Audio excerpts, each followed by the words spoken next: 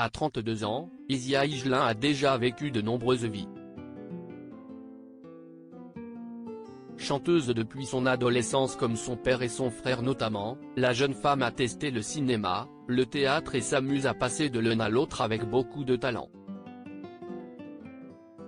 Mais depuis 2018 et le décès plutôt brutal de son célèbre papa, Jacques Higelin, les choses ne sont plus si faciles, la jeune femme vit une période sombre, dont elle a du mal à sortir. Lors d'un portrait avec nos confrères du Monde, elle s'est confiée en toute transparence: « J'ai vraiment du mal à faire le deuil. J'ai l'impression que mon père et moi, on s'est toujours connus.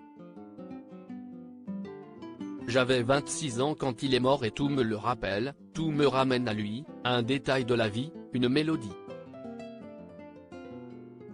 Raconte-t-elle en effet.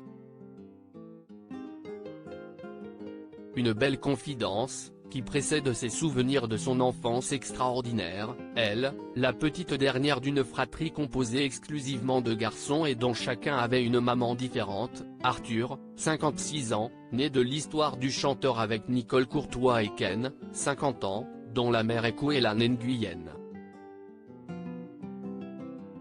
Mon meilleur copain il était gaga, se souvient-elle notamment.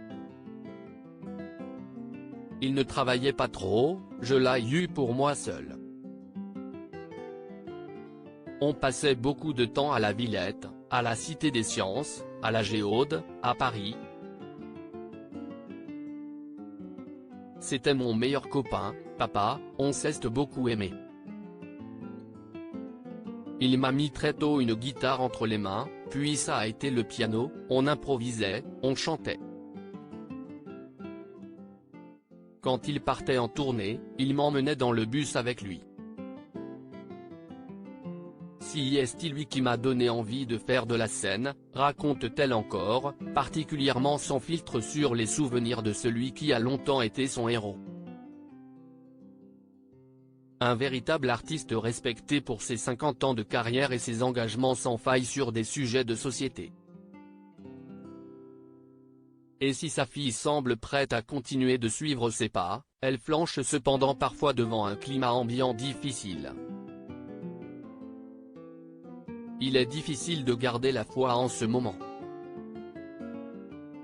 On traverse une période terrible avec la crise économique, les violences policières, les injustices, confie-t-elle, tendues, avant de rajouter, les gens sont à vif. Dans ma génération, on n'a plus peur de dire que ça ne va pas du tout. C'est dur pour les trentenaires. Et on l'a bien compris, Isia, maman d'un petit garçon, n'a pas prévu de se taire tout de suite.